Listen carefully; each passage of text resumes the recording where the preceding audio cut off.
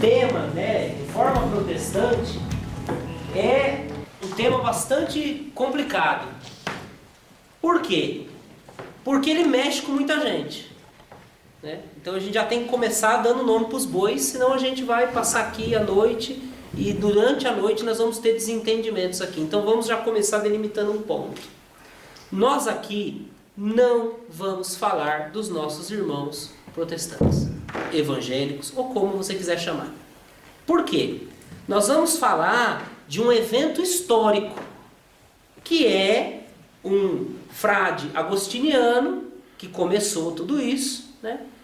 Mas não foi só ele, já tinha gente antes e depois gente depois, né?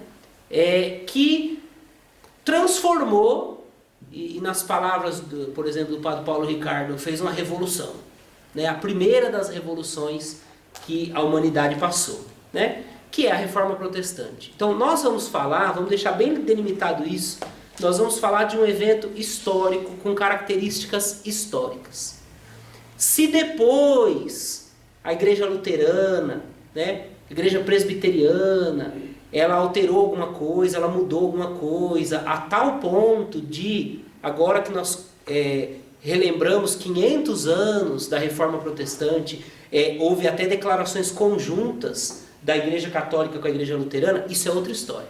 Nós não vamos tratar disso aqui, isso é tema para muito mais estudo, muito mais abrangência. A gente tem aqui mais ou menos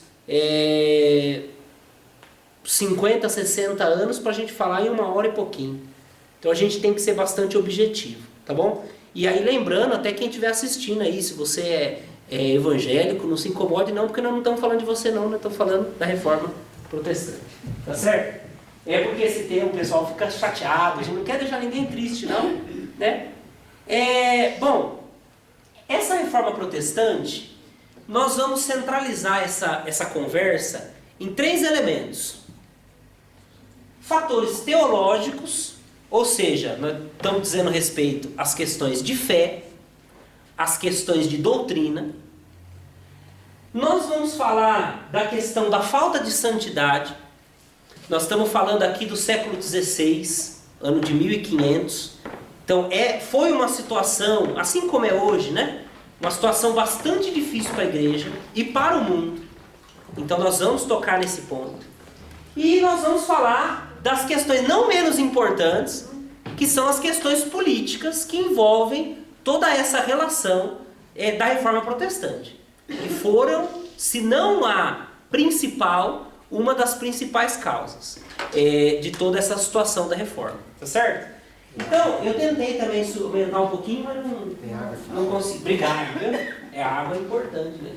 Vamos deixar a teologia para o final, até porque o final da aula de hoje vai linkar com a aula da semana que vem.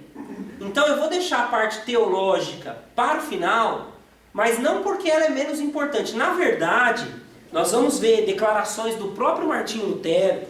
Depois, se alguém quiser a fonte, eu posso passar com toda tranquilidade, né?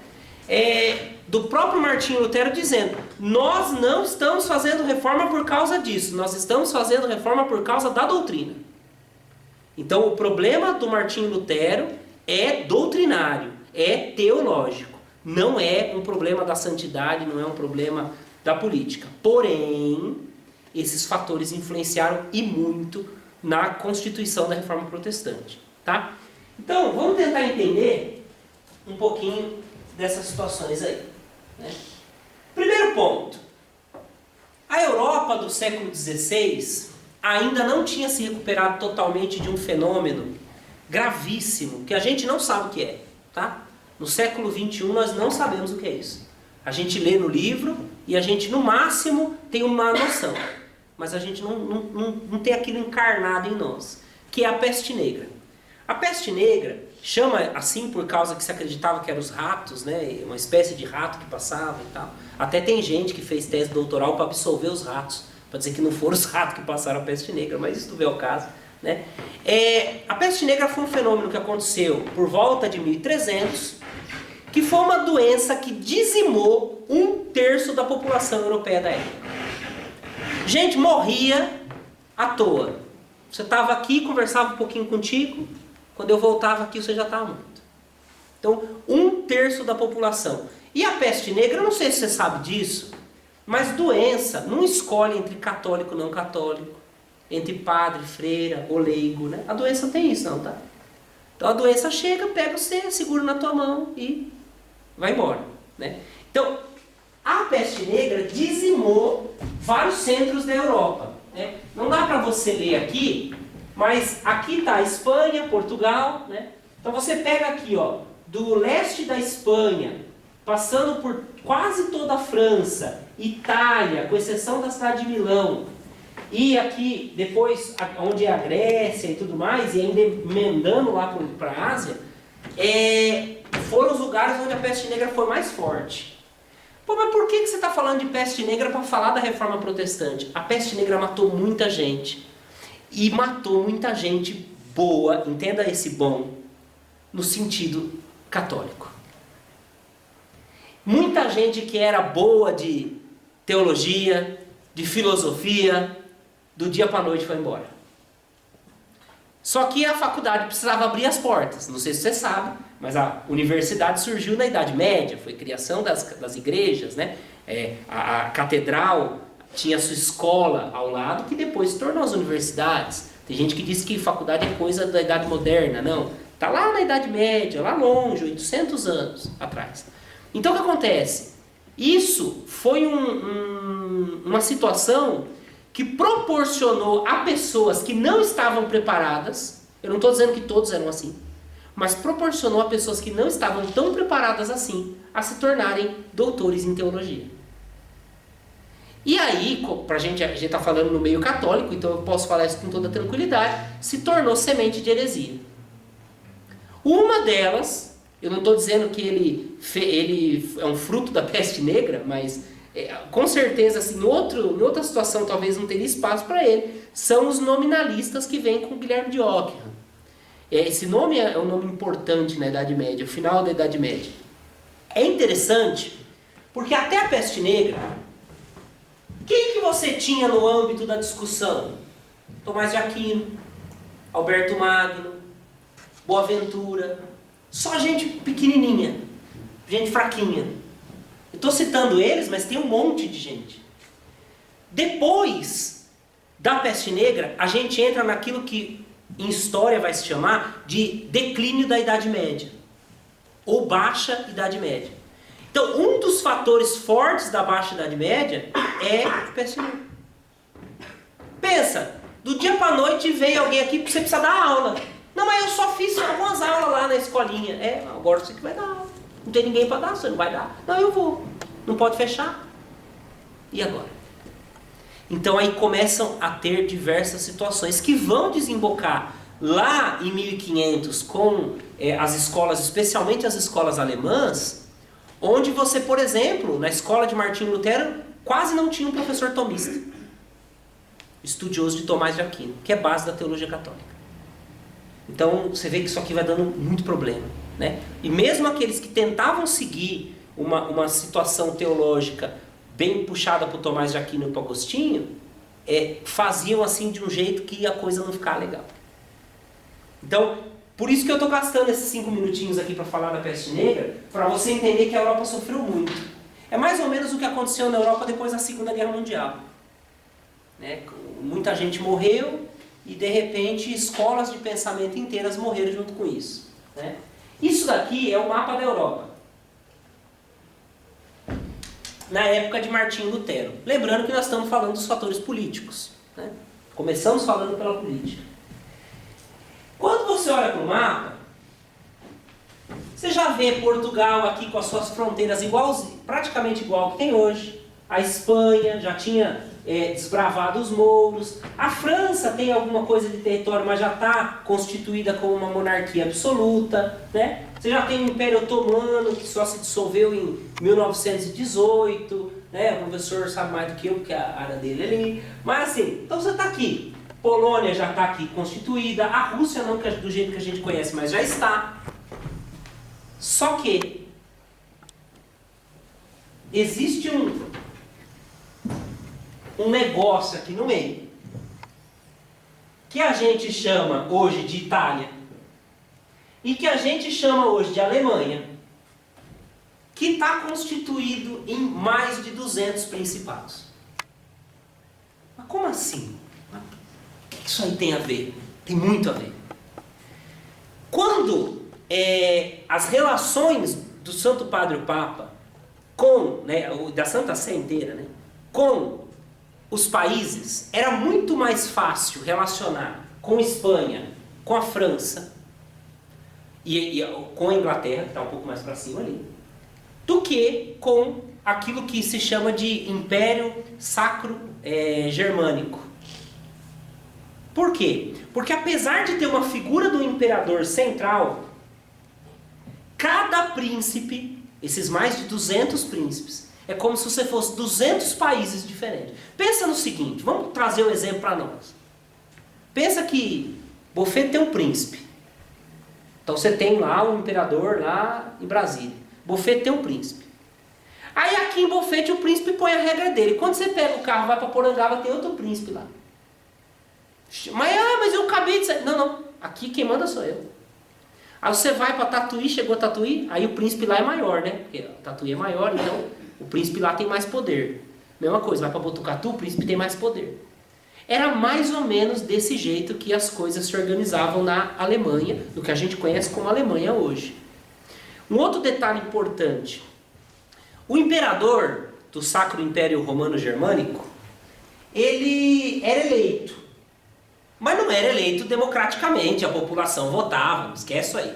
Isso aí é século XIX. Né? Nós estamos 400 anos aqui antes, 300, 400 anos. O imperador era eleito por 7 príncipes eleitores.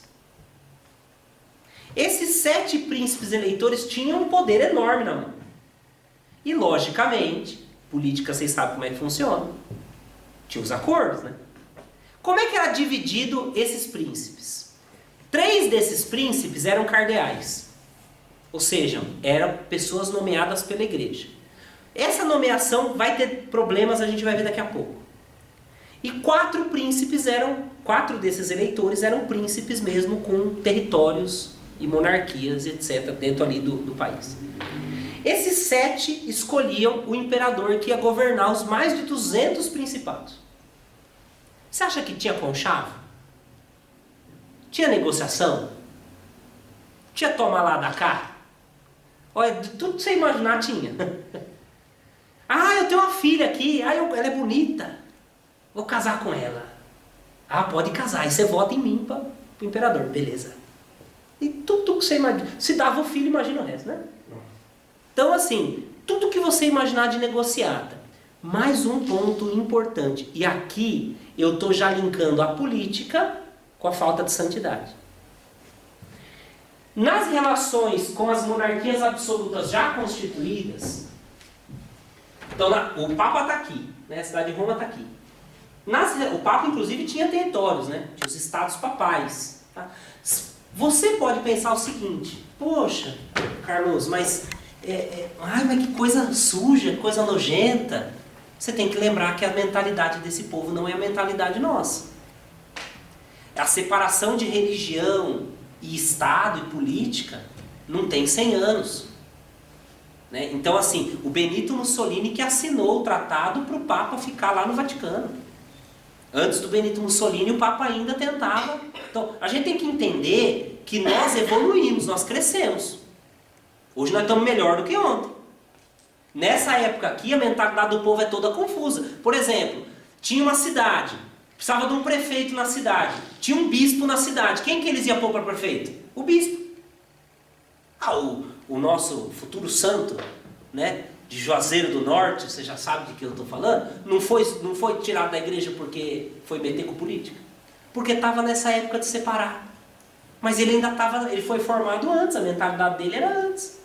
Por isso que hoje a igreja está revendo a condenação. Fala, não, peraí, ele foi formado de uma outra mentalidade. Ele não pode ser condenado por um pecado que você decretou depois. Então ele tem que ter essa sensibilidade.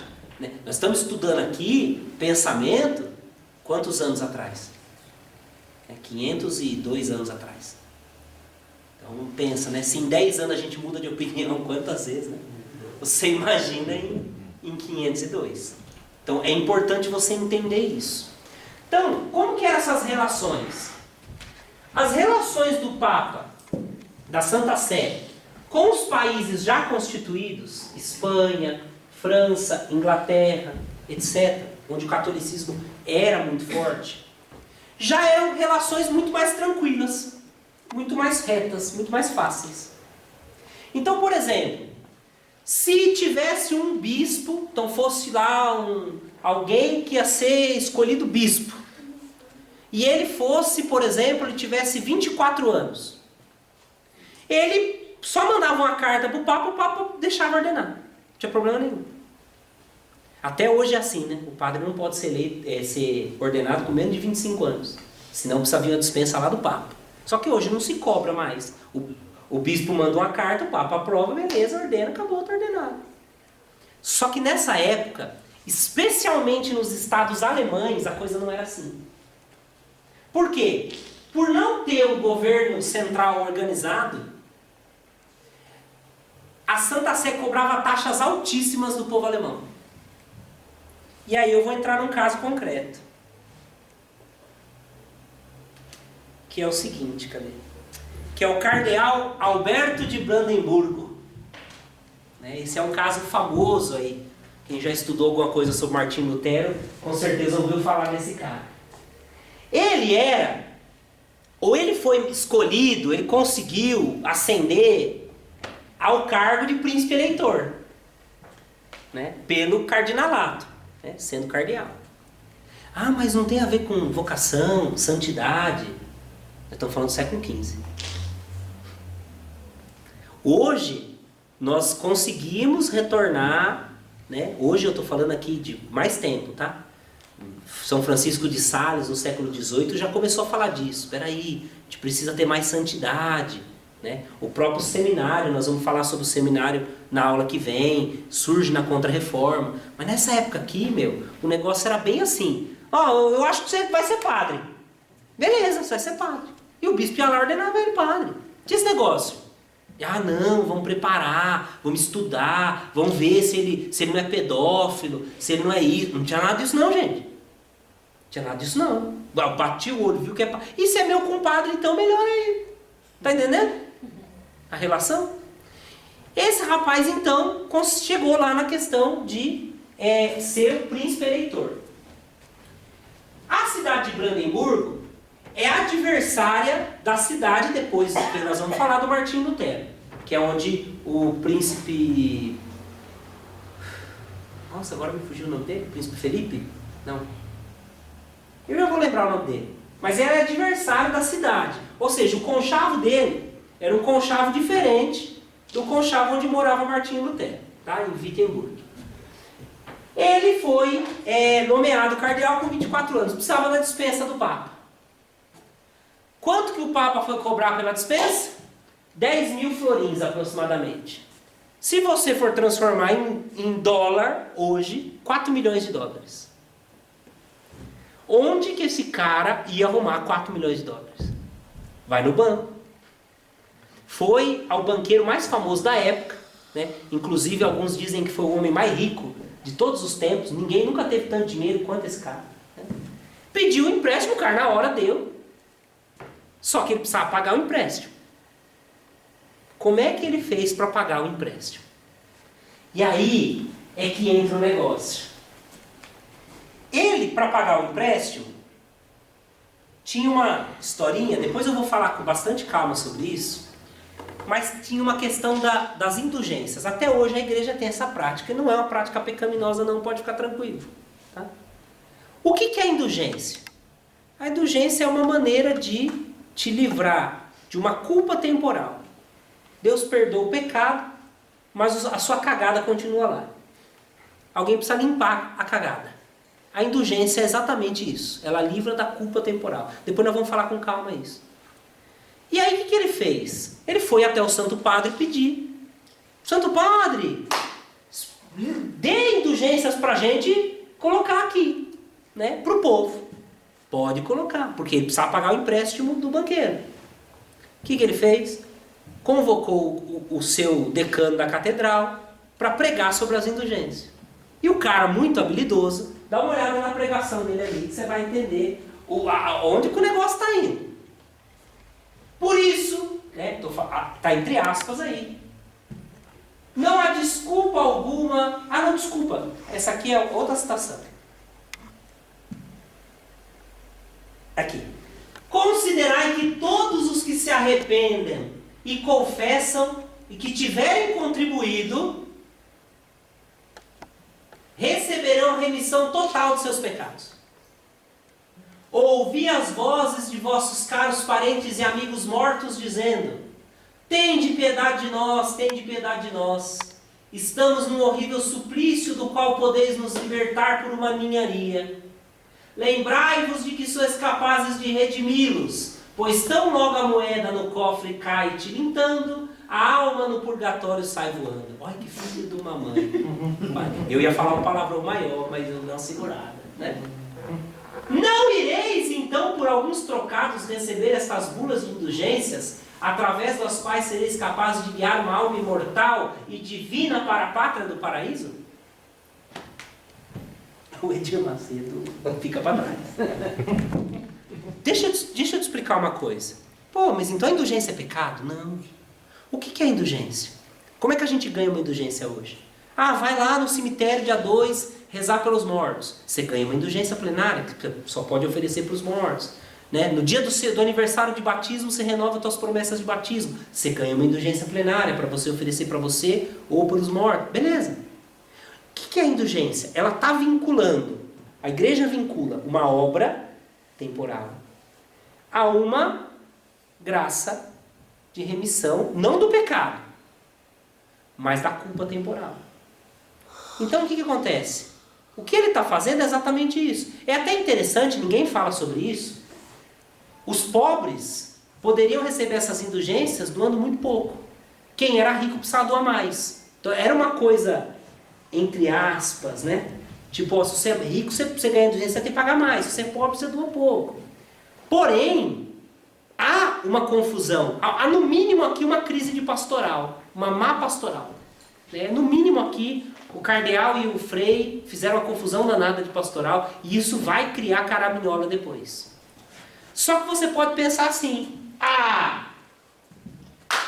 Martinho Lutero, quando viu isso daqui, na hora apontou o dedo e falou: raça de víbora do pecado, vocês vão tudo pro inferno e não sei o que, glória a Deus. É isso? Não. Sabe qual foi o primeiro problema do Martinho Lutero com isso aqui? Que na verdade é o problema do príncipe eleitor Frederico, lembrei. Frederico II. Não, Frederico III. O segundo já tinha morrido. O problema é esse daqui. Aqui. A cidade do Lutero, isso aqui é Google Maps, tá? Na época não tinha, só para avisar. A cidade de Wittenberg e a cidade de Brandemburgo dá 11 horas a pé. 56 quilômetros. O que acontece com isso daqui? Pensa comigo, o Papa deixou comercializar não, desculpa, essa não é a palavra, conceder indulgência lá em Brandemburgo. O fiel de Wittenberg vai ficar em Wittenberg? Ou vai lá doar em Brandemburgo? Onde que o capital vai? Vai se deslocar. 12 horas de caminhada na Idade Média é ir daqui ali na padaria. Ninguém tem carro, né? Ônibus, tal, ônibus da saúde, tem nada disso aí não. Para isso você tem que ir na chulapa mesmo. Então é praticamente aqui, um pouquinho mais para frente de Botucatu, 56 quilômetros. Então percebe que o primeiro problema é esse. E aí começa a desvincular uma crise política, porque pera um pouquinho. Como assim? Né? Como que estão deslocando tanto dinheiro? Por quê? Não, olha, a nossa igreja tem mais de 1000 relíquias dos santos. Para vocês virem aqui contemplar, doem o seu dinheiro aqui. Não. Vamos doar lá. Lá nós estamos conseguindo a indulgência. Claro, é óbvio que havia confusão. A pessoa achava que estava comprando a salvação. A igreja até poderia não dizer isso, mas a pessoa que estava doando pensava, né? É mais ou menos aquele vídeo que saiu uns 15 anos atrás, não sei se você vai lembrar disso, Mas que saiu até no Fantástico, o pessoal cantava: quem dá dinheiro vai pra frente, quem não dá fica pra trás. Já lembra dessa música, não? Quem quiser pro céu com a gente, pode a carteira esvaziar e vamos pro céu. Lembra dessa música? Saiu no Fantástico. Não vou dizer o nome do pastor, já falei dele hoje. Então assim, é complicado. Ah, professor, então o senhor está dizendo que o povo católico era santo? Esse é o maior exemplo. Esse senhor, Papa Borgia, Alexandre VI, é o pior exemplo que você pode dar para alguém de como ser um católico. Ele tinha filho, né? A filha dele, ele descasou a filha dele, autorizou a filha dele a descasar. Eu estou falando aqui do raso, tá? Para não escandalizar você, porque ele fez coisa feia mesmo. Ele já estava naquela ideia humanista, antropológica, de que o homem está no centro do universo, Deus está ali só para dar uma acenada, né? Então nós tivemos péssimos exemplos. Gente muito ruim, católico ruim, autoridade ruim. Bom, até hoje tem. Se você for católico por causa do padre ou por causa do bispo, sai da igreja, filho. Esquece isso aí, vai para outro lugar. Tem que falar a verdade aqui para você, não vou te iludir. Tem que ser católico por causa de Cristo Jesus e por causa da fé da igreja. A gente acredita que Jesus depositou a fé aqui e que o Espírito Santo dá a graça dela ser conservada, apesar de nós. Apesar de nós. Porque é fácil falar apesar do outro, né? Apesar de mim. Que Deus vai dar a graça da fé se conservar para os nossos filhos até a consumação dos séculos, porque Ele prometeu isso para Pedro. Ponto. Se Ele prometeu, Ele vai cumprir. Aí você tem fé ou você não tem fé. Aí é um caso pessoal. Certo? Bom. Então o problema de Lutero não era um problema da santidade. Não era. Veja o próprio Lutero falando aqui. Não é, portanto, contra a vida que combatemos e os condenamos. Mas é a doutrina deles que se dirige à minha luta. Esta é a minha vocação. Martinho Lutero disse isso numa obra, não tem traduzido a português, mas traduzindo em português se chama Conversas à Mesa. Ele já estava velho, e aí o pessoal ia lá, sentava com ele na mesa, dava uma cerveja para ele, e ele falava tudo o que ele queria. Então, como ele já estava numa alta idade, se acredita que tem muita sinceridade ali. A gente sabe que chega uma idade que a gente cansa de fazer média com os outros, não é assim? Até uma idade a gente faz média, depois de uma idade você liga, né, e fala tudo que você tem que falar. Essa é a hora boa da vida, né? Por isso que hoje não se valoriza muito idoso, porque o idoso fala a verdade, aí o povo cria rixa, né? Complicado, né? Bom, mas tem que valorizar. Tem que valorizar porque a sabedoria que tem ali, sem a média, vale muito mais do que o jovem que faz muita média, vai devagarzinho ali, né? Com dedos e tal. Outra fala do Lutero. Aqui, o Lutero vai estar falando de um pessoal que se separou da igreja, lá na República Tcheca, onde é a República Tcheca hoje, né? Quer dizer, onde foi, que ela não é mais República Tcheca, né? Tchecoslováquia. Por isso, não há desculpa alguma para defender a separação dos tchecos da igreja de Roma, que não seja ímpia e contrária às leis de Cristo. Com efeito, se há maus pontífices, maus sacerdotes ou quem quer que seja, se tu ardesses de verdadeira caridade, não fugirias, ainda que te encontrasses do outro lado do mar, senão que correrias, chorarias, advertirias, repreenderias, farias, enfim, tudo o que pudesses para convertê-los. Então, o problema é a santidade. Se você tem que fazer tudo isso para converter alguém, você não vai largar a igreja dele por causa disso. Ele escreve isso no comentário dele, a carta aos Gálatas. É mais do que claro, pois, que a razão da revolta luterana não se encontra na corrupção moral das autoridades católicas, porque, continuou Lutero, mesmo que o Papa fosse tão santo como São Pedro, nós o consideraríamos um ímpio. Está vendo como o problema é doutrinário? Então, na cabeça do Lutero, há muita confusão sobre isso. Estou falando do Martinho Lutero porque ele é o iniciador da Reforma Protestante. Então ele é o primeiro. Né? Nós vamos falar de um pouquinho dos outros também, mas ele é o primeiro. Né? Então assim, na cabeça dele há muita confusão sobre isso. Que ao mesmo tempo que ele tinha, talvez, bons ideais, eu não posso julgar os ideais de alguém, né? Não me é permitido fazer isso.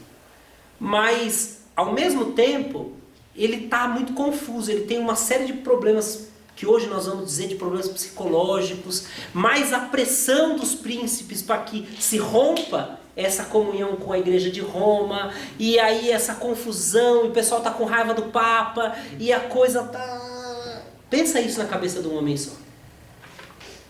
E tem mais coisas.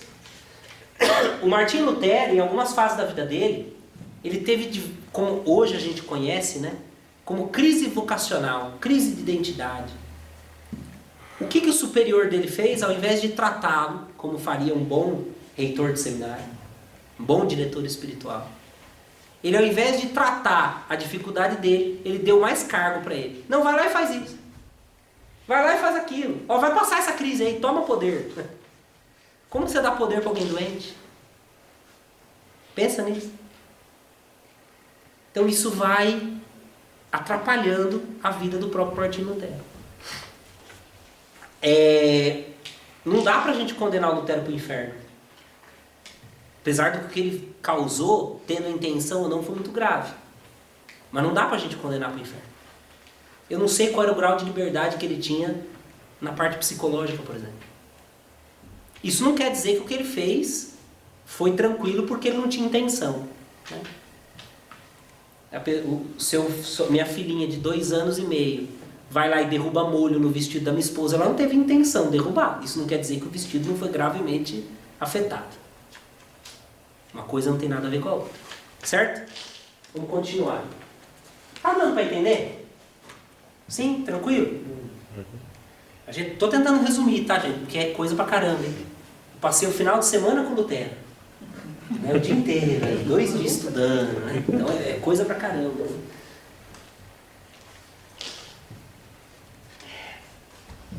Primeiro, vamos falar um pouco aqui do Lutero, né? O Lutero começou a universidade em Eckart, se eu não me engano o nome da cidade, em 1501. O Brasil estava sendo descoberto, o Lutero estava entrando na faculdade. Olha que legal, né? Temos aí algo em comum, né? Algo próximo. Só que Lutero cursou uma faculdade, apesar de uma universidade católica e tudo mais, né? Uma universidade onde ela era totalmente dominada pela teoria dos nominalistas. Os nominalistas, eles têm... Eu vou falar só de 2 problemas. Para os nominalistas, primeiro problema. As coisas não têm um ser próprio. O que torna as coisas aquilo que ela é a maneira com que eu interpreto mentalmente essas coisas. Gente, isso aqui é século XXI, cara. Tem muito a ver com a gente, você vai entender. Então, por exemplo, se eu pego um cachorro, por que aquilo é um cachorro e não é uma vaca? Por que é um cachorro e não é uma vaca? Por favor, me ajuda. Você olha para o cachorro, olha para a vaca, você sabe que é o cachorro ou que é uma vaca, certo? Precisa pôr foto? Não, né? Todo mundo sabe que é uma vaca e um cachorro. Então me ajuda. Por que um é cachorro e o outro é vaca? A vaca. O cachorro deve o nome. O cachorro é a vaca. Deve o nome de vaca. Então a senhora é nominalista. Peraí, o cachorro tem algo ali que o torna cachorro. Não é só o latido, porque o papagaio pode imitar o latido, você não chama de cachorro. Eu posso fazer, né? Ninguém vai falar cachorrão.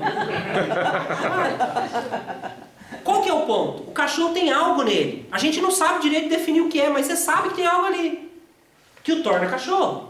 E a vaca, mesma coisa, e que é diferente. Para os nominalistas, essas diferenças estavam na nossa cabeça e não na coisa. Qual a consequência disso? Isso não tem consequência nenhuma, né? A ideologia do gênero, por exemplo, hoje mostra, né? O que é a ideologia de gênero? A ideologia de gênero diz assim, você não é nem homem nem mulher. Que na verdade ela chama a teoria do gênero neutro, né? A gente chama de ideologia do gênero porque a gente gosta de dar nome brasileiro para as coisas. Mas o nome disso é teoria do gênero neutro. Por isso que você vai falar com o acadêmico sobre ideologia de gênero, ele não sabe o que está falando. Ele acha que está falando de homem e mulher. Igualdade entre o sexo, de direito, não tem nada a ver com isso. O que é a teoria do gênero neutro? Um bebê nasce sem gênero. Pode até nascer com pipiu, né? Vagininha, mas nasce sem gênero. O que ele vai se tornar é o que ele quiser. Mas pera, isso aí é antibiológico, é anti-humano. Só a mulher sabe o que é passar aqueles dias. Eu tenho 2 em casa, graças a Deus não é pequena ainda. Mas eu estou brincando com coisa séria, né? Eu não sei se alguma de vocês está aí, por favor, é só brincadeira, né? Mas o que eu estou querendo dizer? Poxa, qual a diferença hormonal entre o homem e a mulher? Eu não estou falando de dignidade, eu não estou falando de direito, eu não estou falando de respeito, eu estou falando de diferença que está ali. Que eu olho para um, olho para o outro e vejo a diferença. Se eu achar que a diferença está na minha cabeça, você vai ser o que você quiser. Ah, professor, você está dizendo que o homem não pode ser homossexual? Não, o homem faz o que ele quiser, é dele. A mulher, seja o que ela quiser, é dela. Isso não quer dizer que ela fazendo isso ou aquilo, ela deixa de ser mulher. Qual é o ponto aqui? E qual a consequência disso? Olha a teoria lá. Lutero está sendo formado nessa mentalidade. Qual a consequência do nominalismo na teologia? Deus não cria as coisas por aquilo que elas são. Deus não cria o homem, tal, o ser humano vai ser assim, o cachorro vai ser assado. Deus faz só aquilo que Ele quer. Então se Deus mandasse que eu matasse você, eu poderia cumprir a vontade dele tranquilamente. Por quê? Porque não importa aquilo que você é, importa o que Deus mandou. O nome disso é voluntarismo. Deus pode fazer aquilo que Ele quiser. Sabia que Deus não pode fazer aquilo que Ele quiser? Sabia disso? Parece engraçado, né? Como Deus não pode fazer aquilo que Ele quiser? Deus? Eu não sou Deus. Ele fala o que Ele quiser. Deus, quando criou o universo com uma ordem que espelha a si mesmo. Deus não pode se contradizer. Deus não pode ir contra si mesmo. Antigamente a gente era assim também, a gente tinha palavra, né? Lembra dessa época? Você dava a palavra para alguém, você cumpria a palavra. Mesmo que você tivesse um prejuízo, você cumpria a palavra. Deus é assim. Deus falou, Deus não fala 2 vezes. Deus fala uma vez só. Falou, Ele vai cumprir. Acabou. Agora, se Ele é voluntarista, ou seja, a vontade dele pode até mudar. Porque Ele faz aquilo que Ele quer. Lutero está sendo formado nessa mentalidade. Então, é aquilo que nós vamos chamar de uma má filosofia. Né? Lutero não conheceu, ou se conheceu de maneira ruim o pensamento de Tomás de Aquino, por exemplo. Tá? Lutero tinha um problema sério de conversão. Mas que absurdo, o fundador, né, da igreja luterana tinha, e eu vou te explicar o porquê. Ele cometia um pecado que a gente vai chamar de escrúpulo. Sabe o que é o escrúpulo? Hoje a gente sofre mais de falta de escrúpulo do que de escrúpulo. Né? Mas o Lutero ele era escrupuloso. O que é o escrupuloso? O escrupuloso é aquele que ao menor sinal do pecado, ele já pecou. Ele acha que já está pecando. Vou pegar um exemplo bem fácil para você entender. Sexta-feira Santa pode comer carne? O seu vizinho, vamos supor que ele não seja católico. Sexta-feira Santa é feriado. Ele chama os amigos e faz um churrasco. Você está de jejum, mas o cheiro da carne entra na tua casa. É o Satanás, né? Entra na tua casa. Uma pessoa normal, com sanidade mental no lugar, ela pega o terço e vai rezar para não cair em tentação e fazer o churrasco também. Mas ela está bem, ela sabe que ela não está comendo. Uma pessoa escrupulosa, só de sentir o cheiro da carne, ela vai se confessar. Eu conheci gente, eu já fui bem escrupuloso quando era moleque. Se tivesse tempero quinor de carne, hoje eu sei que não tem nenhuma carne no tempero quinor, né? Mas assim, se minha mãe colocasse tempero quinor de carne, eu achava que tinha quebrado o jejum. Olha, cabe mesmo? Lutero era extremamente escrupuloso. Uma pessoa escrupulosa, ela não se converte. Ela não se converte. Porque, gente, não dá para se converter, o mundo está aí. Entendeu? Você é casado, passa uma mulher bonita, você vence a tentação, Não cobiça. Mas só dela ter passado na sua frente, você já pecou, você joga na frente do caminhão. Pecado é ser bonito. Outro dia eu ouvi falar isso daí, a pessoa falando, pecado é a pessoa ser bonita. Eu falei, não, pecado não é de quem viu, não. O coitado da pessoa, lógico, tem que ter um respeito, mas... Então, o escrupuloso, ele é assim. O escrupuloso é aquela pessoa extremamente minuciosa, mas no sentido negativo. Tudo é pecado. E o Lutero era assim. Lutero, na sua biografia, em várias de suas biografias, uma das características que destaca nele é isso. Ele é extremamente cheio de dedos. Pecado. Só que ele não consegue se converter. Só que ao mesmo tempo que ele tem o problema de conversão e a crise, o que é que vão fazer para ele? Dá cargo. Não, Lutero. Vai lá. É interessante que o Lutero tem uma das experiências fortes da vida dele, é a experiência do raio, né? Então ele está lá, tinha acabado de se formar, estava se formando em direito, e aí ele está passando na praça e dá o raio. Até conta uma das suas biografias que ele clamou por Santana, né, que era a padroeira dos mineiros, o pai dele era mineiro, né? Mineiro não de Minas, tá, gente? Mineiro de Minas, mas de Minas, não Minas Gerais, mas Minas de ouro, né, de pedras preciosas e tal, né?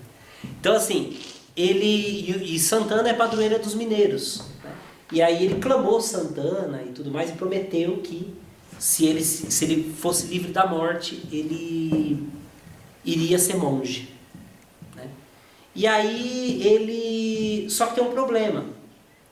Hoje a gente sabe que um voto feito numa situação dessa, ele não é válido.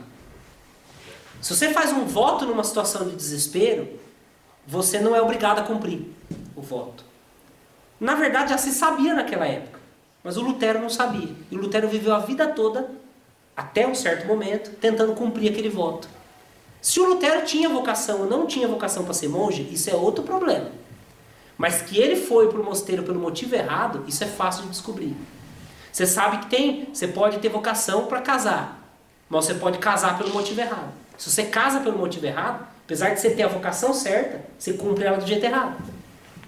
E se você cumpre do jeito errado, você se ferrou. Você vai passar a vida toda correndo atrás do próprio rabo, até você se encontrar e consertar sua mentalidade. Lutero está sofrendo com isso, né? O que mais que a gente pode destacar? Essa aqui é a praça lá na cidade de Wittenberg, né? Onde depois ele vai colar as 95 teses na porta da igreja do castelo, né, de Wittenberg. Mas na verdade ele não colou, tá? Isso é mentira. Inventaram essa história não é verdadeira. Sabe aquela foto que você vê do Martinho Lutero colando? Aquilo não existiu, né? Daqui a pouco eu te conto essa história, né? O Lutero, depois de monge, o seu superior, eu peço desculpas que agora me fugiu o nome dele, o seu superior, ele tinha muitos cargos. Um desses cargos era doutor em Bíblia, na faculdade de Wittenberg. Ele não aguentava mais ter um monte de cargo. O que ele fez? O que ele começou a fazer? Ele começou a passar os cargos para frente. E ele passou o cargo de professor universitário para o Lutero. Só que para passar o cargo de professor universitário não é simples. Você não vira professor universitário na Idade Média do dia para a noite. Então você precisava fazer 4, 5 anos entre o trívio e o quadrívio, que são as artes liberais aí. É um curso mais ou menos como o nosso ensino médio, né? Pra você ver como a gente caiu, né? Porque o ensino médio lá era muito melhor, né? Você tinha mais um tempo para estudar as sentenças de Pedro Lombardo, uns 2 anos.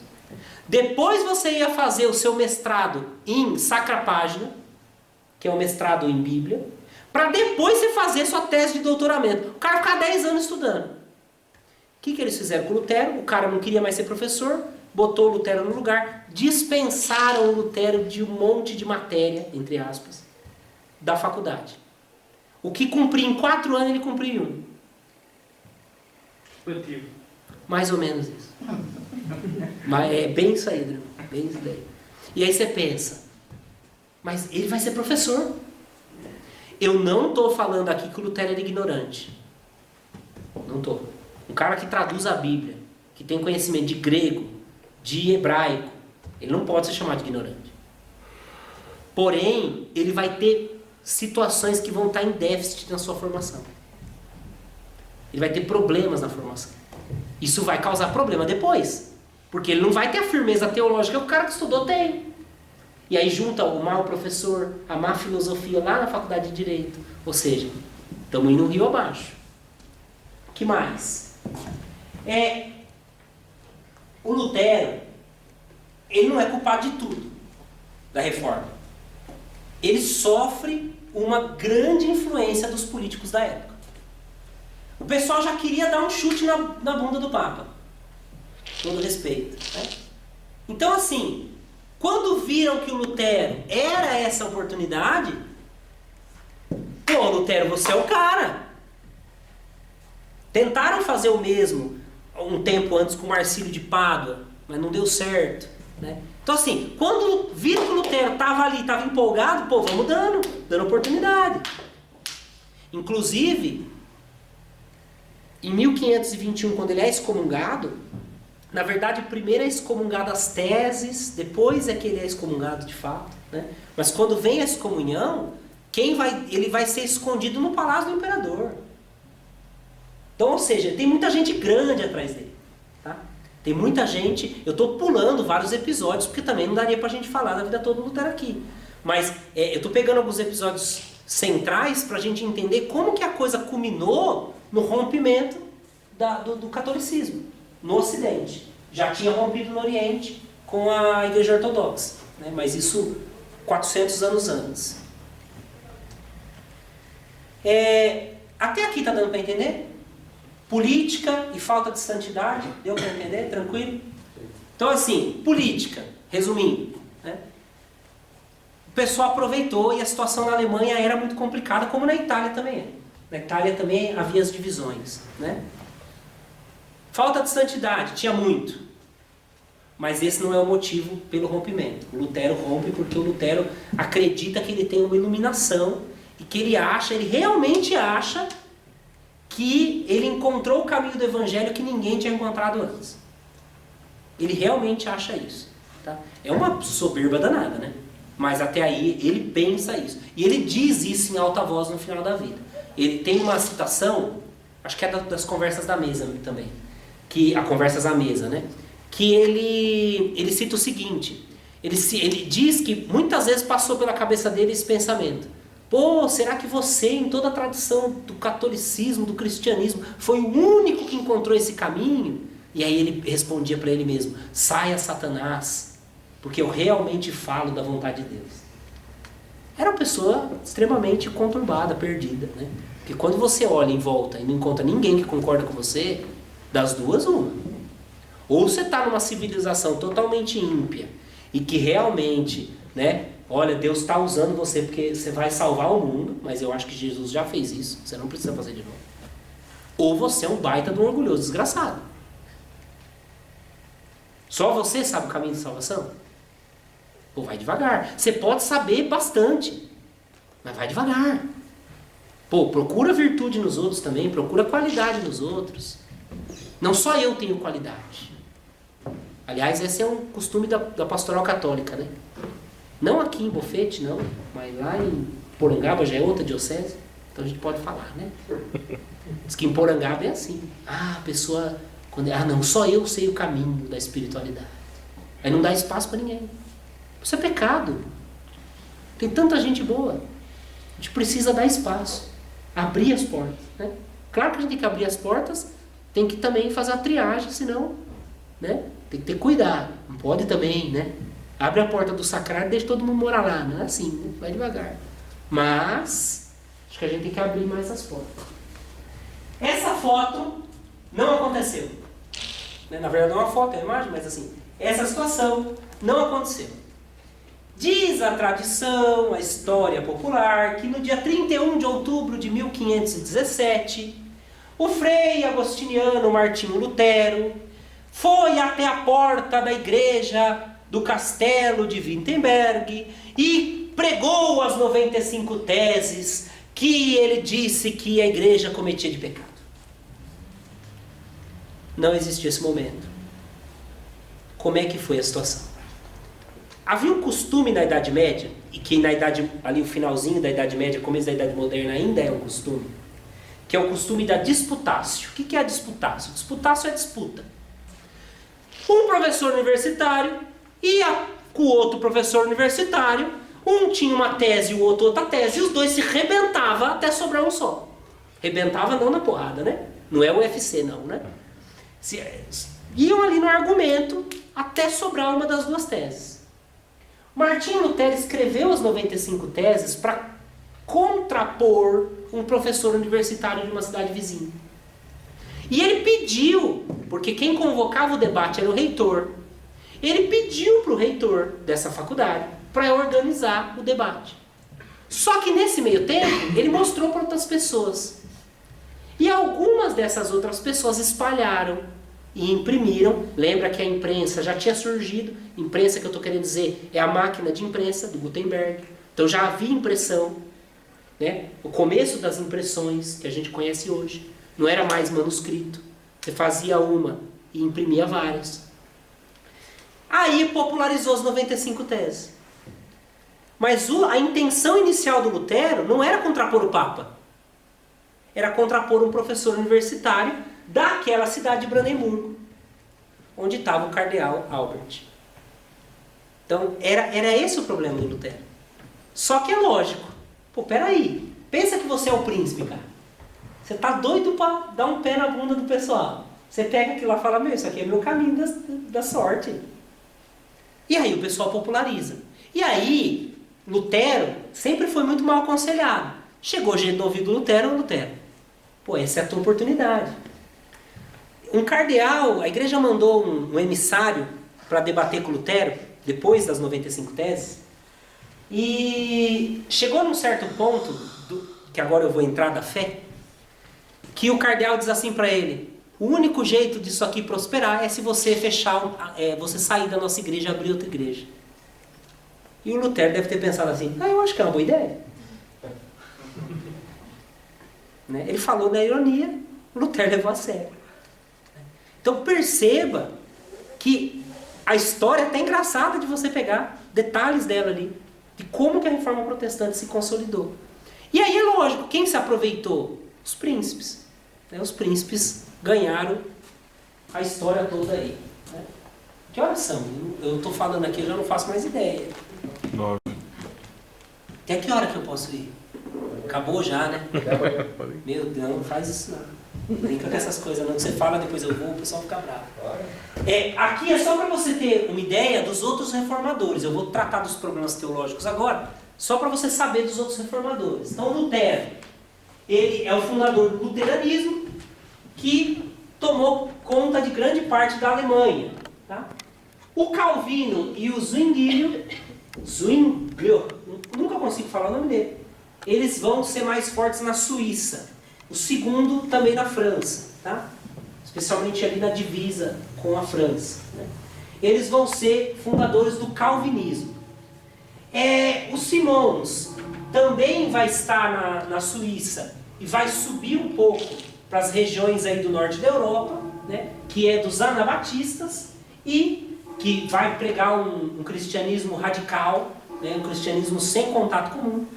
E por fim, o rei Henrique VIII, que é o fundador da igreja anglicana. Não sei se você sabe a história dele, né? História bastante popular, que o rei Henrique VIII queria casar de novo porque a esposa dele não dava filho homem. E ele precisava de um filho homem para continuar no trono, a sua família. E ele foi pedir para o Papa para se divorciar. O Papa disse não. E aí ele foi... Lembra que o Papa já tinha deixado a filha dele se divorciar.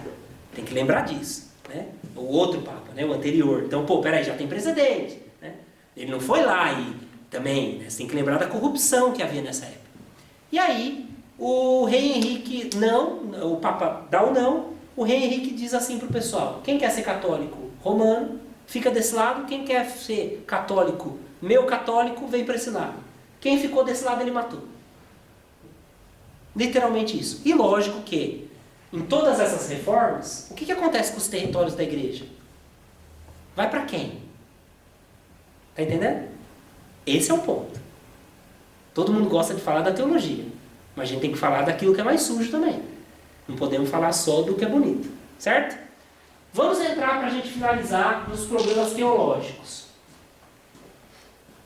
Na aula que vem a gente vai voltar um pouco sobre isso, tá? Então, voluntarismo nominalista, que é aquele ponto que eu já expliquei um pouco, né? Deus não segue o ser, mas segue a sua vontade. Qual é a opinião oposta disso? Deus é o ser. Se Deus é o ser, Deus não pode se contrapor.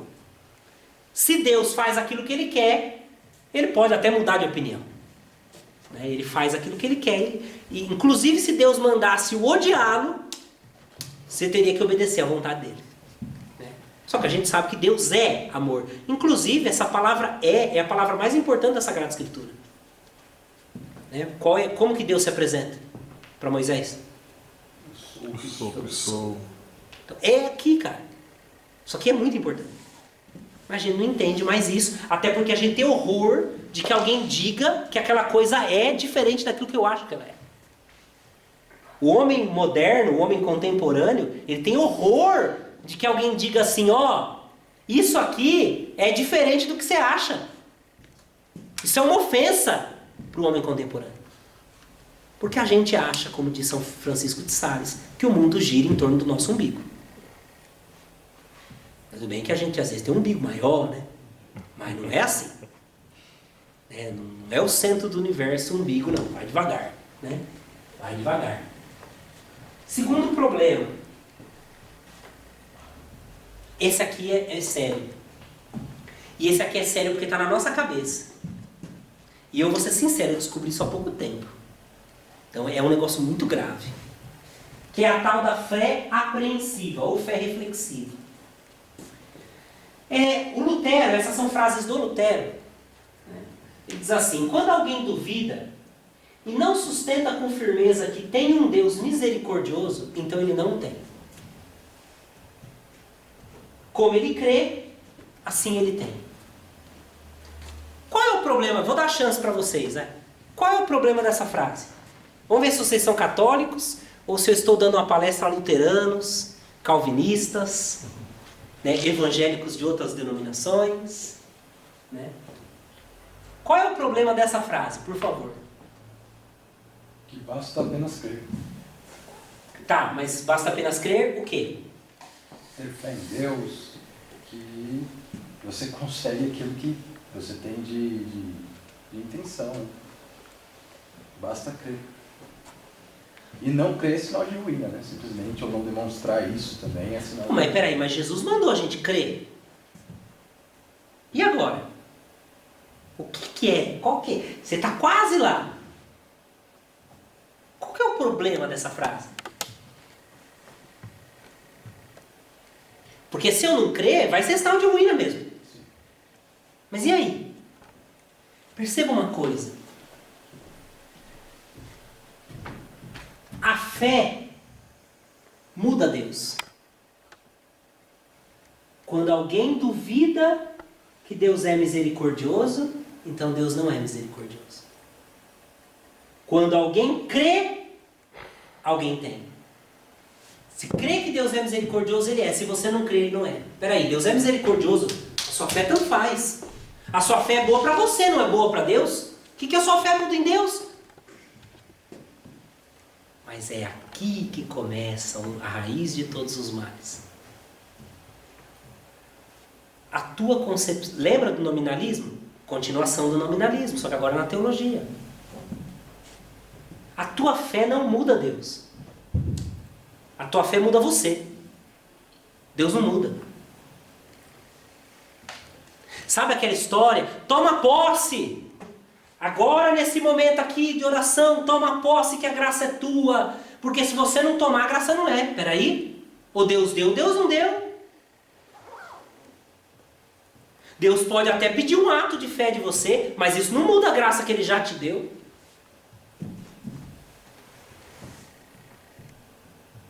Está entendendo? Isso é muito sério. Muito sério. E está aqui no meio de nós.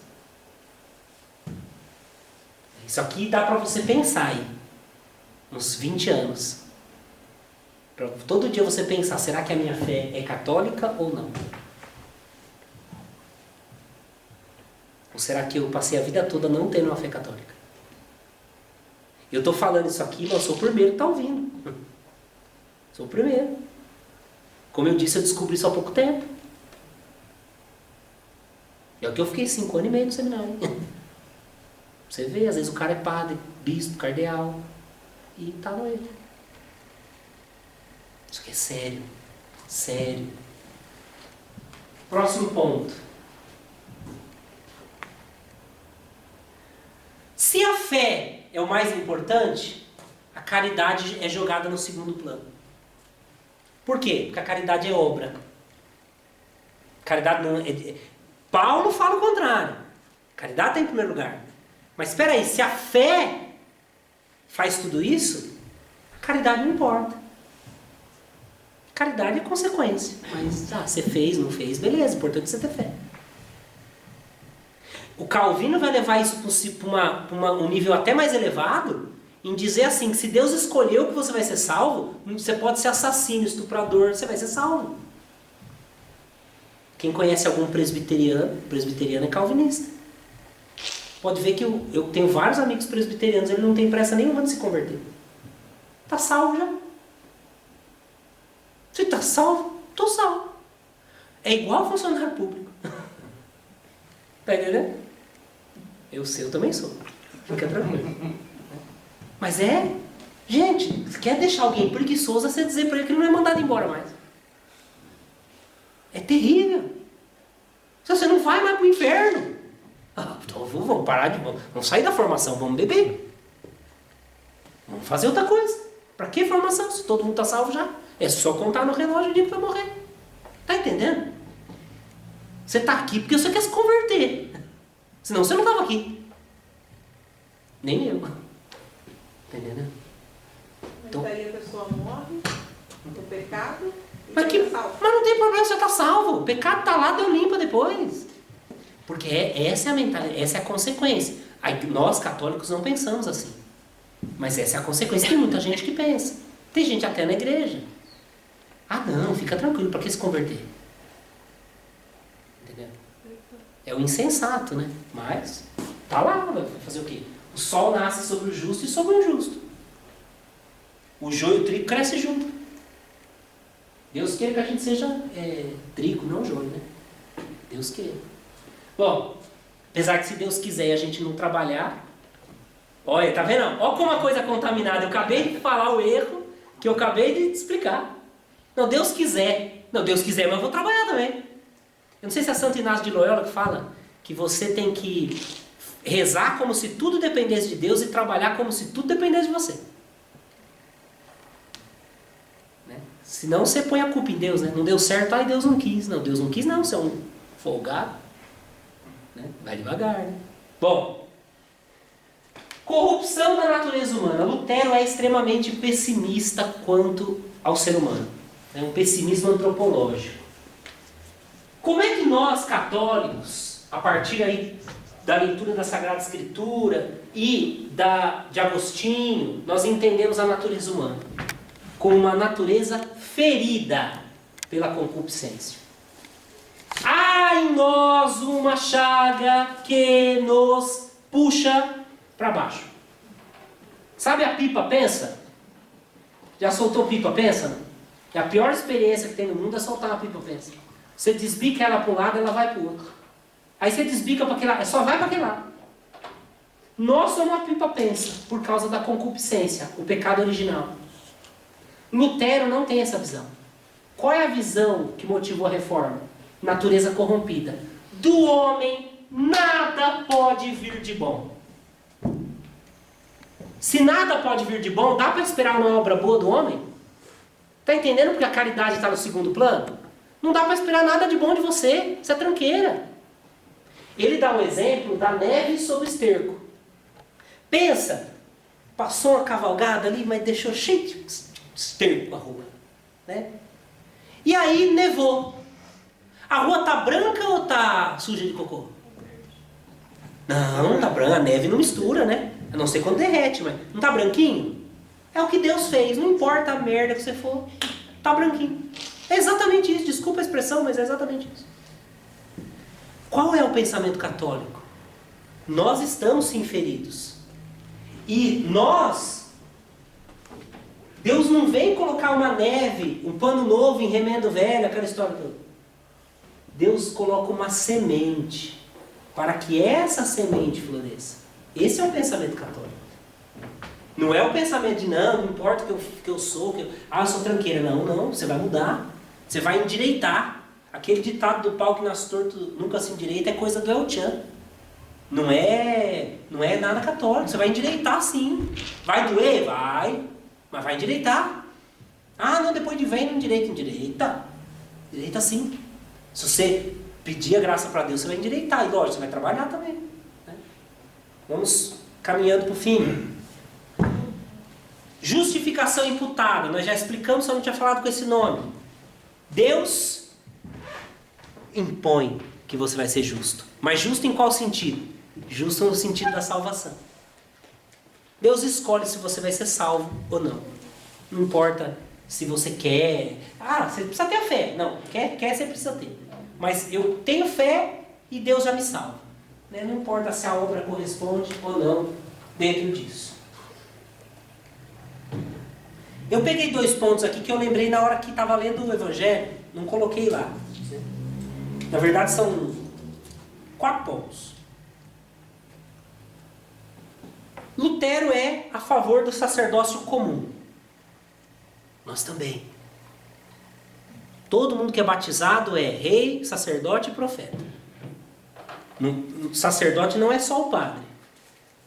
Vírgula. Sacerdote não é só o padre no sacerdócio cristão. Porém, o padre tem um ministério especial. Deus deu essa graça para São Pedro e essa graça foi passada e depois para os apóstolos e essa graça foi espalhada até nós através do ministério ordenado. O que o Lutero faz? Lutero rompe com a hierarquia. Não há diferença entre mim e o Papa. Não há diferença entre mim e o bispo. Não há diferença entre mim e os padres. Olha que bonito, que democrático. Viva a democracia! Espera lá. Se não tem diferença entre mim e o Papa, quem que vai organizar essa bodega aqui? Ou vocês acham que o povo vai abrir mão do poder? Qual que é a brecha do sacerdócio comum? Quem é que manipulou todas as igrejas protestantes no seu surgimento? Os reis. Quem que vai interpretar a Sagrada Escritura? Se não tem mais clero, se não tem mais Sagrada Tradição? Os reis. Ou você acha que numa reunião entre você e o rei, você ia ter direito de falar e o rei não? Deve ser bobo, né? O único que faz isso é o rei dos reis. Está entendendo a gravidade disso daqui? Mas é que às vezes as pessoas abusam da hierarquia. Concordo. Mas isso não justifica você abolir a hierarquia. Pensa no seguinte, um pai comete um abuso contra os filhos. Abuso de qualquer natureza. Então a gente vai abolir a paternidade porque o pai fez errado? Não faz sentido. Você vai pegar aquele pai que fez errado. Não todos os pais. Está entendendo a lógica? Um outro ponto. O Lutero chega num ponto da vida dele que ele está com as teses bem fundamentadas. E aí ele começa a encontrar na Sagrada Escritura alguns trechos que iam contra o seu pensamento. O que ele começou a fazer? Esse trecho aqui não entra. Esse livro aqui vamos tirar da Bíblia. Tem algumas... A carta de São Tiago ele queria tirar da Bíblia. O Apocalipse ele queria tirar da Bíblia. Qual que era o bom? O bom era o Evangelho de João. Esse era o bom. Os trechos das cartas paulinas. Então, olha que quando eu quebro a hierarquia da igreja, quem que escolhe a Bíblia? Começa por aí. Tanto que até hoje há diferença nos cânones. Né? Apesar que a gente tem que fazer um meia-culpa, os protestantes estudam a Bíblia muito melhor do que nós. E eu não estou falando estudo em casa não, estou falando estudo acadêmico. As maiores universidades de Bíblia no mundo são protestantes. Até porque é a única coisa que eles têm. Né? Nós temos Eucaristia, nós temos Nossa Senhora, nós temos um monte de coisa. Eles só têm a Bíblia. Então se eles não cuidar da Bíblia também não sobra nada para eles. Né? Mas nós temos que fazer uma meia-culpa. Nós estamos atrás deles no estudo de Bíblia. O Lutero tirou a Eucaristia, Vou falar de... Esse é o próximo ponto. Como eu desvalorizo o ministério ordenado, se todo mundo é sacerdote, o que aconteceu com a Eucaristia? A Eucaristia é sacramento para o Lutero, mas não é sacramento do jeito que a gente entende. Só é Eucaristia enquanto nós estamos ali em volta da mesa. Acabou. Acabou. Não tem sacrário. Para que sacrário? Quem que celebra? Todo mundo. Entendeu? Não tem para que precisa de alguém para cumprir ali, né? Emprestar a sua voz para Cristo. Não precisa. Todo mundo é sacerdote. Tem um relato que logo que ele firmou o pé, ele chegou na igreja dele, convocou as pessoas que eram católicas, tá? E aí diz que ele foi fazer uma missa, mas a missa é diferente. Ele montou uma mesa lá, todo mundo se serviu na missa.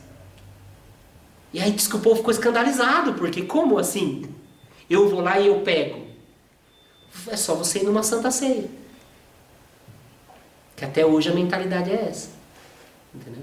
Até hoje a mentalidade é essa. Não tem problema. O pastor ele se organiza, mas né, a Santa Ceia ali, todos têm a mesma importância. Né? Não, pera lá. Todos têm a mesma dignidade diante de Deus.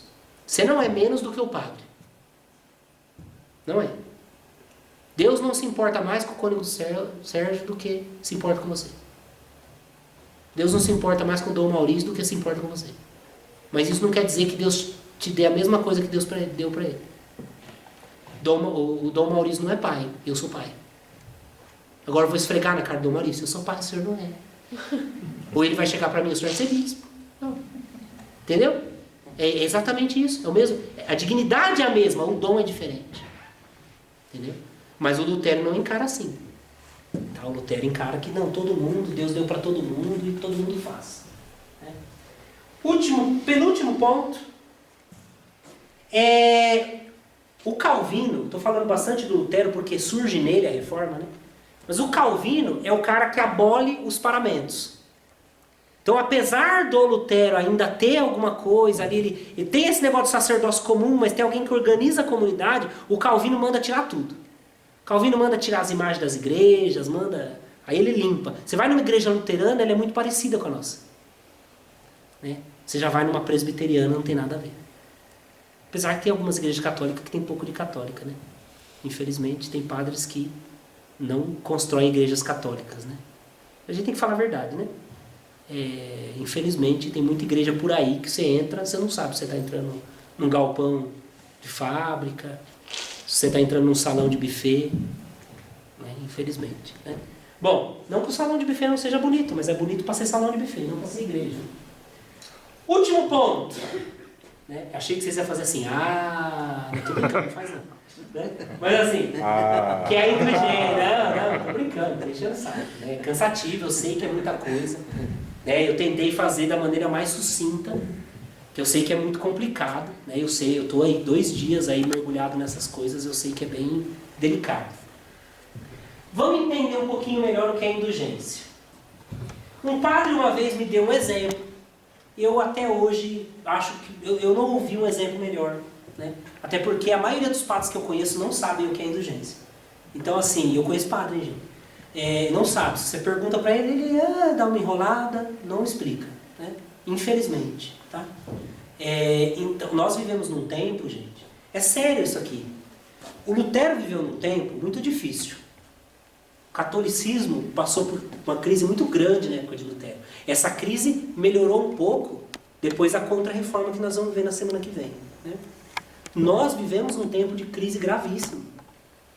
Tá? Se naquela época eles enfrentavam esses problemas, hoje você tem uma leitura materialista.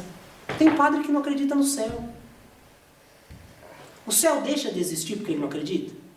Ele deixa de ser padre porque ele não acredita? Não. Porém, não sei se ele vai para lá, mas é outra história. Né? Nós enfrentamos problemas gravíssimos hoje. Tem que rezar muito pelos padres. Tem que rezar muito. Em vez da gente apontar o dedo, né? Padre, você vai para o inferno. Né? Se você apontar, aponta na cara dele. Na cara dele pode. Mas não aponta para os outros. Porque isso é pecado. A gente comete esse pecado muitas vezes, né? Nunca tem coragem de dizer uma palavra para o padre, vai se converter. Mas para os outros a gente desce a malha no padre. Né? Então a gente precisa rezar muito pelos padres.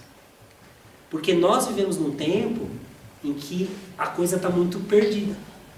Então você tem muitos padres hoje que não conhecem a fé católica. Você que está vindo na escolinha aí sempre, você conhece às vezes mais a fé católica do que alguns padres.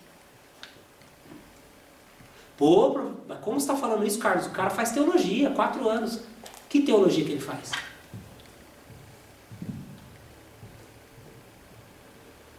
É difícil. Sem falar naquele que não estuda, né? Tive colegas de seminário que, para pegar um livro, era uma morte. Mas passava de ano. Tá entendendo? É igual, pensa no médico, né?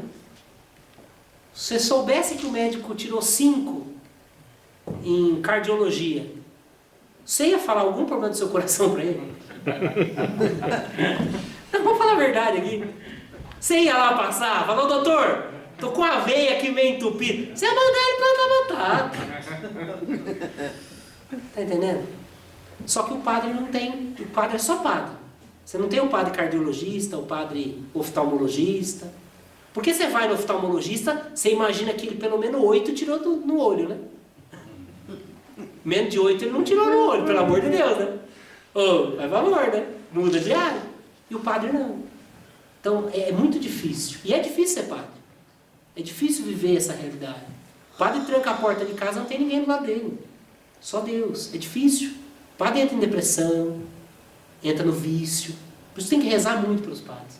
É muito difícil. Eu tenho um padre amigo meu que diz assim, que Deus quis que ele fosse padre porque era o único jeito que ele tinha que se salvar. Que ele é ruim, Babu. Assim como você também é ruim. Coitada da Ana. A Ana não veio aqui hoje, eu bati nela. Machucou o tornozelo, estou brincando, eu torci o tornozelo. Eu quero dizer assim, como é difícil. Entendeu? Como é difícil. Só quem é casado sabe o que é suportar os problemas do outro. O padre não tem ninguém para suportar. Né? E é difícil. Então a gente tem que rezar muito. Né? Para a gente finalizar, o exemplo da indulgência. Né? Quando você se machuca, um machucado sério, sai uma bordoada de sangue, né? Faz tempo, graças a Deus, que eu não me corto assim, mas quando você se corta, sai aquele sangão para todo lado, né? É um negócio. Outro dia até a minha esposa tem essa mania de brincar e eu fico bravo, né? Tá cortando beterraba, aí ela, cortei meu dedo, né? Aí vê aquela sujeira toda, eu, meu Deus, cortou. Já, né? Peraí que eu vou te acudir, ela, não, é brincadeira, né? Nossa, ficou uma raiva. Mas o que eu tô querendo dizer, né? Quando você se machuca, sai muito sangue. O que é o perdão do pecado? O sangue saindo do corpo é o pecado. O pecado te tirando a tua vida. O machucado é o pecado, né? O sangue saindo é a tua vida que está se perdendo. Quando Deus te perdoa, Deus fecha o machucado. Tá fechado, tá sangrando mais? Fechou, tá zerado. Tá zerado não. Tá tudo certinho ali, não vai morrer mais. Mas a cicatriz está lá. Vamos supor que você falou mal de alguém. Os Cura d'Ars tem essa história, né? A moça foi se confessar com Cura d'Ars e ela se confessou que estava falando mal de outra pessoa. Cura d'Ars deu uma penitência para ela de pegar uma galinha, depenar a galinha. Depois que depenasse a galinha, voltasse lá. Né? E aí mandou ela ir depenando pelo caminho. Aí quando ela chegou no confessionário, ela falou, agora a sua penitência é você pegar as penas. Ué, você se confessou, não confessou?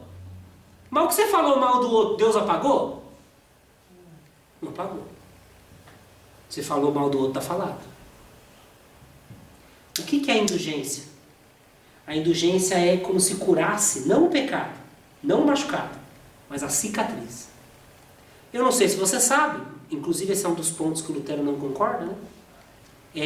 Quando você morre, mas você ainda tem pecado, você não se livrou do pecado direito, você está com vontade, reta intenção de estar em Deus, mas você ainda está meio sujão, sabe? Sabe quando você volta da oficina, lava a mão ainda está meio carcomida ali? Mas você quer estar com a mão limpa, porque você está esfregando ela, mas não limpa. Deus tem um negócio chamado purgatório, que é onde você vai lavar a mão. Ninguém vai sentar na mesa com a mão suja, né? Vai sentar para comer com a mão suja. Então, o purgatório serve para deixar tua mão branquinha, igual se você fosse na manicure. Se você já tiver com a mão branquinha, precisa do purgatório? Não precisa. Precisa de indulgência se você estiver limpinho? Não precisa. Mas se vamos supor, teu pai morre, tua mãe morre, você está meio desconfiado ali, falando, pai era bom, mas tinha uns defeitos meio embaçados. Deus te dá a oportunidade de oferecer orações por ele. Quer procurar isso na Bíblia? Vai lá no 2 Macabeus. Vai ver a oração, né, do povo por aqueles que já tinham morrido. Né? Quer descobrir se a pessoa vai para o céu antes ou depois do juízo final? Vai lá olhar no Macabeus também, quando Jeremias está lá diante de Deus intercedendo pelo povo. Pô, mas Jeremias no juízo final não tinha acontecido ainda. Como é que Jeremias estava lá? Como é que Moisés apareceu para Jesus lá no Monte Tabor, se não tinha acontecido o juízo final ainda? São perguntas que você tem que fazer para você ir chegando na reta doutrina. Né? É fácil ser católico? Toda vez que eu venho dar formação para vocês aqui, eu termino falando isso, né? Parece uma praga, né? É fácil ser católico? Não é. Ser católico é a coisa mais difícil que tem. Deus dê a graça para a gente de conseguir. Né? Deus dê a graça para a gente conseguir. O máximo que a gente puder. Né? Que a gente chegue no finalzinho da vida pensando assim, pô, falta pouco. Né? E Deus deu uma vida longa para a gente cumprir, porque tem muita coisa. Né? Então semana que vem a gente vai falar do movimento que a igreja fez posterior a tudo isso. Qual que foi? Pensa num jogo de xadrez, né? O mundo fez uma cartada. Qual foi a cartada que a igreja deu depois? Qual foi a jogada? Para tentar remediar com tudo isso. Só um detalhe, né? Eu sempre penso em Lutero e penso em São Francisco de Assis. São Francisco de Assis sabia muito mais erro da igreja do que as 95 teses de Lutero. São Francisco foi lá e sustentou a coluna da igreja. Lutero não. Então, às vezes a gente vê muitos erros. A gente tem que tentar sustentar a igreja e não abandoná-la. Até porque grande parte dos pecados que a igreja carrega são nossos. Né?